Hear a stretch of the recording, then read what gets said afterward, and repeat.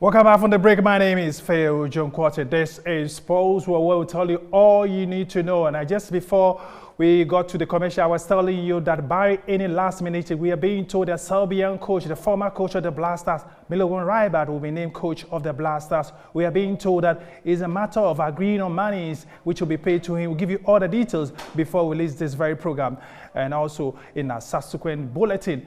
But the Blaster coaching job never seems to be going out. Everybody is talking about it since Monday when CK Akron was fired due to poor performance by Ghana in the African Cup of Nations, not African Cup of Nations, in the World Cup qualifiers. Remember, the Ethiopians, we beat them by a goal to nil, but a poor performance despite the win. But we were embarrassed by the South Africans in Johannesburg. So when the call came from the masses, the Executive Council of the Ghana Football Association respected and ensured that CK walk off the set. Well, we'll be speaking to somebody who knows Ghana football very, very well in every capacity because he managed Ghana football years back. Dr. Tamakloe speaks about the issue of CK being sacked and Ghana football as a whole. Let's hear. With the question of CK Akron being sacked, I think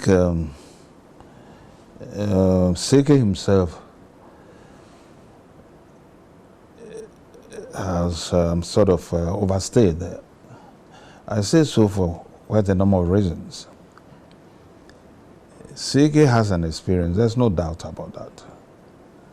But he's not the leader. He's not the leader. If he tries to lead, it will always fail. Because he's not a person who has that qualities that a leader should have. And that's why I keep on saying all the time that if you need a coach, apart from the professional training, you need somebody who's tough and can lead. So that the boys will not just toss him about. And that's one thing that happened to CK. Now the second point is that CK, when he came in there, it appeared as if he was afraid of his own shadow. Okay. Why do I say that? To work for a government, because CK was working for the government, because the government was paying him for a fee. And for almost 7 months, you never had any money as a salary. It's a big worry. That notwithstanding, a car meant for you, for the coach, an official car, you were denied that. Thirdly, rather, your official residence where you should live, where appear lead, was given to another person. I mean, such things, if it had been me personally, I would immediately resign. You see, because that tells the public the sort of material you are made from. In a nutshell, the culture of resignation is not in the Ghanaian. I always say in the African. And we say that even in politics. People stay in power, they are not popular. They try to massage constitution. We've seen just one happen in Guinea recently. Yeah. And yet they still want to be in power.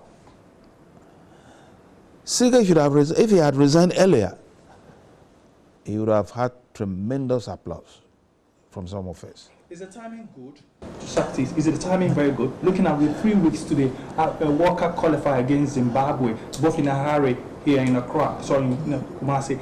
Timing of the coach, is it the best thing to do? No, naturally. If they feel he's not performing well, definitely he has to go. I mean, any time that they choose, you follow me. But I think also the FA itself is confused, totally confused. Because that 72 hours they gave that 3 gentlemen to look for a new coach, it doesn't make sense to me. Either they have a coach in waiting already, that I don't know, or these 3 gentlemen can never get us a good coach within that period. Mark my words. Now, if we want to continue with getting a good coach for this country, then we have to get money. To get a good coach now from the market, you have to pay roughly about $100,000 a month. If you think that CK was set up to fail, do you think that he was set up to fail in this very job by the FA? I'm sure certainly there are those who employ him, though the ministry and the government pays it. Do you think that he was set up to fail? Well, if you look carefully at the pronouncements of the FA boss, you get a bit alarmed. Because I've never heard anywhere in the world that an FA boss will come out in public to say that the coach is not the final say or has no final say as far as selection is concerned. That is what it meant by that statement. And to me, that alone is very disturbing. And that should have alarmed CK Akonodan. That if he's not careful, his authority will be undermined. And that is what happened. If you want a competent person, somebody who can really mold the people. And you see, there's one mistake we have been making. The quality of players we have now is not good. You see, you can't compare the boys we have now with Stephen Appiah, Kufuor, Asamoah Gyan and all this. And in fact, when Asamoah Gyan was invited into the Black Stars, I was then the head of the FA. You follow me? Now, these are quality players. Or Suleiman Tari. These are quality, highly intelligent people.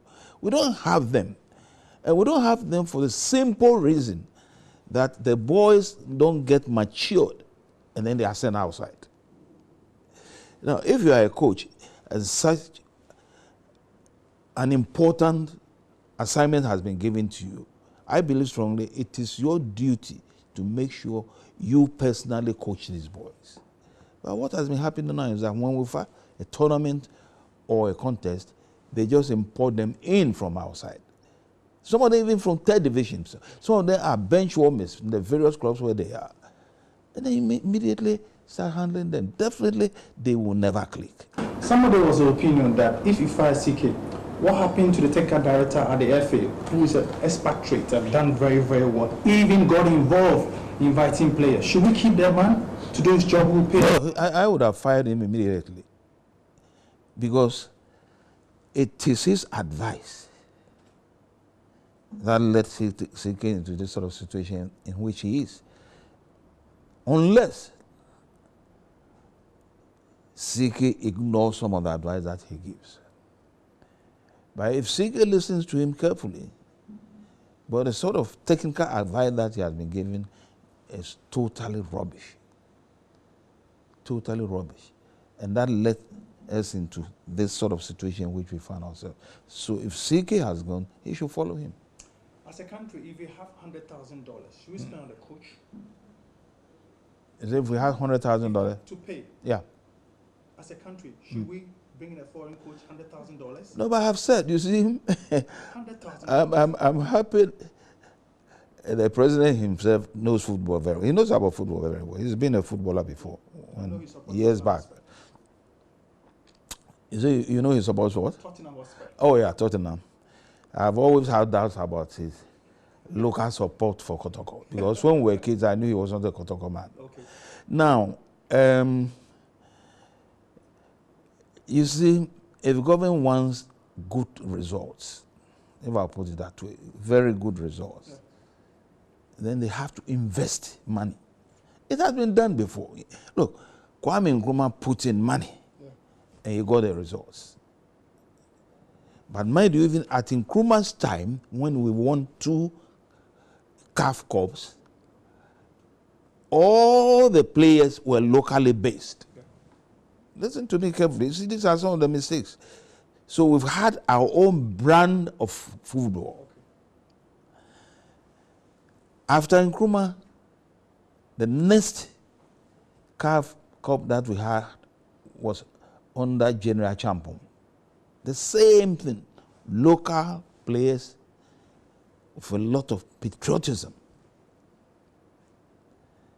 After that, the next also was under Jerry John Rawlings, where even we thought we shan't even get anywhere at all. We couldn't even have the money to fly to Libya. They sent an aircraft here, took us there and brought us back.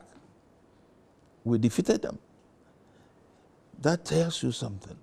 And once again, you are talking about boys who are committed with love for the nation. It's not a question of appearance fee of 100,000. That's not what we are talking about. The European clubs, when they play national matches for their various countries, those that I know, they are given nothing. Sometimes those of them who are offered something, hand it over to charity. You follow me? So I think we have also to find the thinking of some of these boys. That a national assignment, it is a national assignment. It's not a team's work. Is the blaster problem a disturbing coaching issue? Is it a disturbing issue for Ghana, the blaster coaching issue? Is it a disturbing matter for football in Ghana? Well, it should be. It should be a disturbing matter. You see, because that is the most senior position that we have in football. And because of our experience in the past, and the fact that we've been able to take 4 caps as far as this country is concerned. And mind you, we've been to, the World Cup 3 times, if I'm not wrong. Yeah, 3 times. One with Dukovic, who I employed at that time. The second one was Milo. Luckily, I was then the ambassador in Serbia. Yeah. I interviewed him when Kwesi Tete and Papo called me. And also the third one was under Kwesi Appiah. So that is a remarkable achievement. And the world expects us to sustain that position. But here we are. So as for the Black Stars, if we really want good results, as I've said time and again, then the government must be ready to put in money. Because the private companies here are not helping much. So it needs an injection of funds that can sustain it. And of course, greater part of the money will go to the trainer. Okay. The next coach that comes, if you have the opportunity to advise him regarding the blaster, regards to the World Cup qualifiers, the African Cup of Nations, what advice would he tell that coach in case or he decided to come and visit in your house? What would you tell him regarding Ghana football? What would you tell him? No, I'll assess him first. If it's somebody with no self-confidence, because before they pick him, definitely they might have looked at his records. You follow me? And many a times it depends on the number of coaching, number of countries he or she have coached before. Yeah. You have to look at that carefully.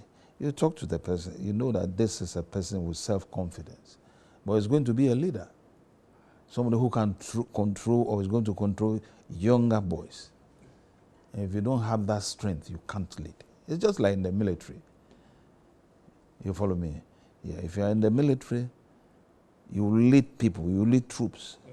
And you must have self-confidence. If you don't have self-confidence, forget about it. So that's the first thing I'll look in that coach. And secondly, whether he's committed at all to the work that he has been assigned to do. But you can have a coach who will not be committed. Like we had this one who left. What's his name? The one who came before, who left before C.K. Akono. I forgot him. I just mentioned his name. That Grant. Yeah. Grant also destroyed our football. Because he hardly lived here. He was always in Europe. How did you destroy our football? Our football now, I told you, we don't have the quality yet. We had it some years back, but we don't have it now. But it's a simple thing. A coach is employed to work at a particular place. He was employed to work in Ghana to see to it that he brings out talented footballers. He trains them well. You follow me? He uses his tactics and experience to let them win matches. And all this were not done by grant. He couldn't even give us one person he has trained as a coach who we can call this striker. It's a striker brought out by grant. Not even one. You follow me? So it is very disturbing when we have this thing repeating itself. Unfortunately, CK did the same thing. What he does, he waits for a match and then brings the boys in. It's so amazing. Even one of the boys who himself came on radio to say that he was surprised to be picked. I mean, this is a serious. The whole season, I just played one match. Look at that. Yeah. So it tells you what I said. That the FA itself is not in good stand. He said it himself. in question of, because he said some of the boys that have been brought there were not his own selection. He made it clear to us. That's why I said, if that had been the pressure from above, wherever it came from, I don't care. And he's somebody with a strong will. All he would have done is to take his pen and resign. And that would have been a big plus in his football career. Yeah, so as I said, CK himself made that basic mistake. You see, I was expecting him to focus on local players. I'm being frank with you. Some of our boys, the league that just ended, we have so-called best striker, best defender, best midfielder. I mean, at least he should work on them. He should work on. None of them played the first match with Ethiopia. And I can tell you, one of our boys, I'm Hasselfolk, no. But that boy, Afri, is a talented footballer. I'm telling you. When I watched him play under 20 and they won the cup, I wasn't surprised. You follow me? This is a material you can use and improve on. But he didn't. I mean, look at a man like this defender, also from Hasselfolk. Is it Nuri Sule or who? No, Nuri Sule, the other one. I haven't forgotten the name, I think he played the left center half or so. Okay. Very good defender. When he brought him into South Africa, he did very well. Yeah, okay. You follow me? Yeah. And if you are not able to train the football, when Jamfi and others were handling the Black Stars, they trained them here. I mean, we should start doing that so that we have our own brand of football, like the Brazilians have, so you can know that this is Ghana soccer. Okay. You follow me? One of the reasons why following Anna's expose was trying as much as possible to ensure that government does not interfere in football administration. Those government's money that pumping in Ghana, it's a different scenario. Does government still interfere in football administration in Ghana, and why do you think so? I think government does, because I would say they call the shots because they put in the money. And that is normally one thing that FIFA doesn't like. You follow me?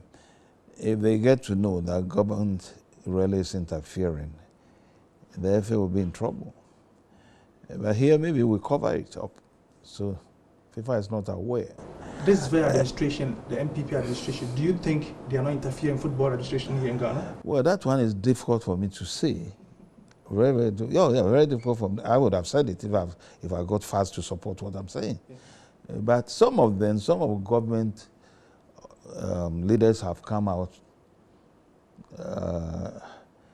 to talk in a way that you can see that they have some sort of influence on what is happening. Is that helping our football? No, it's not. Definitely it will not help our football. You see, the moment you do that, let me give you my own personal example. When I was in the FA, I remember President Kufuor had a chat with me before he appointed me in Cape Coast. We were there for a congress. And he said, Onyawo, I would like to send you to this place. And I remember all I said was that, no, then he later said, when you go, don't go and play your old tricks. So I said, I've been saying this because it's quite true. They told me, don't go and play your old tricks. I said, hey, Kofi, what old tricks? I even forgot to call him president. I said, Kofi, what's the old tricks? He said, don't go in favor of crass or food. then I told him, oh, Kofi, then when I'm working, leave me alone to do my work. And believe me, he did. He never interfered. So from what you're telling me, President Kufuor never interfered. In fact, if anything, oh yeah, he never interfered in my work. I've said that time and again. He never interfered. Kufuor never, ever. Whenever he comes to the stadium or gets close to West, I remember then Kojoba Redu was the sports minister. You know, he rather allowed this. It was under my chairmanship that we started paying the boys in dollars.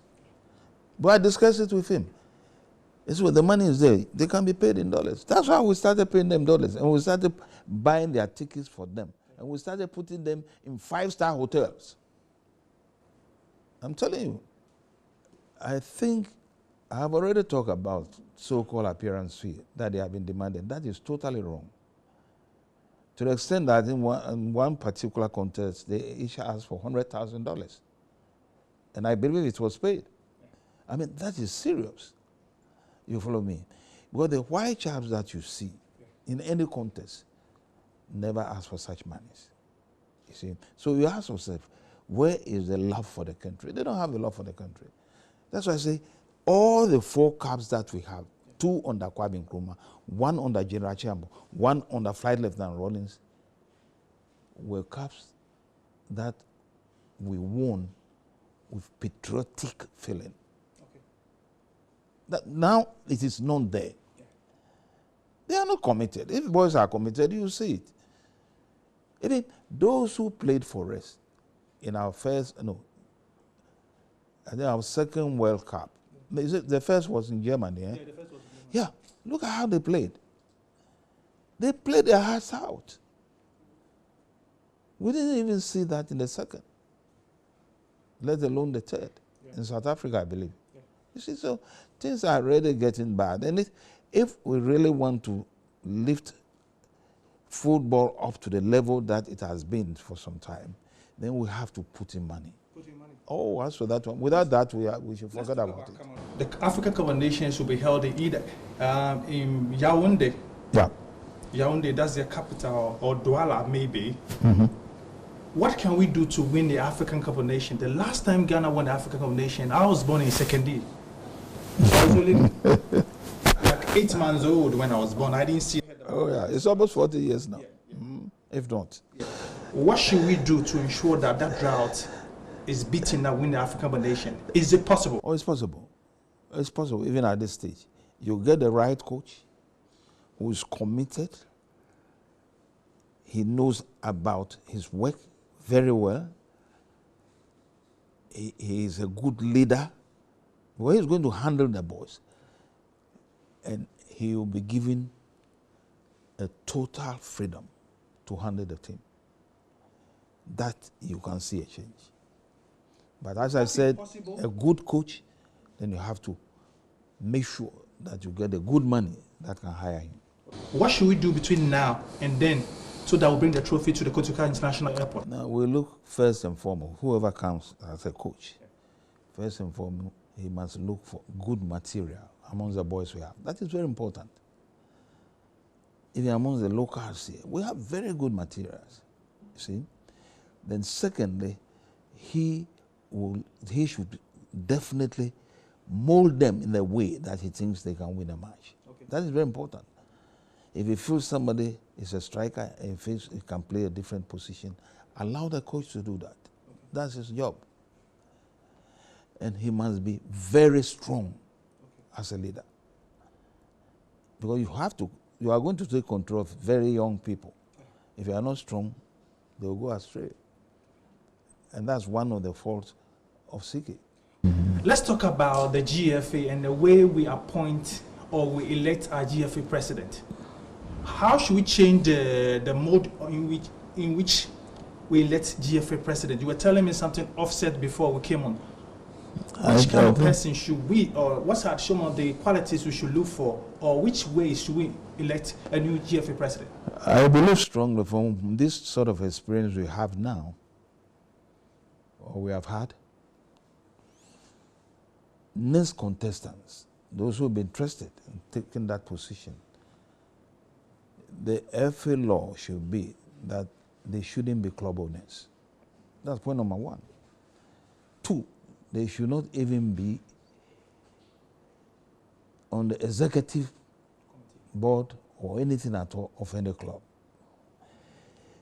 Now, thirdly, they should be very competent people in their own field. Okay.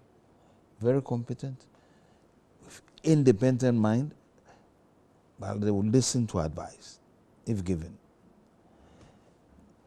And finally, they should be experts in tactics, their own tactics, and also be able to turn the boys around the way they want so that they can be achievers.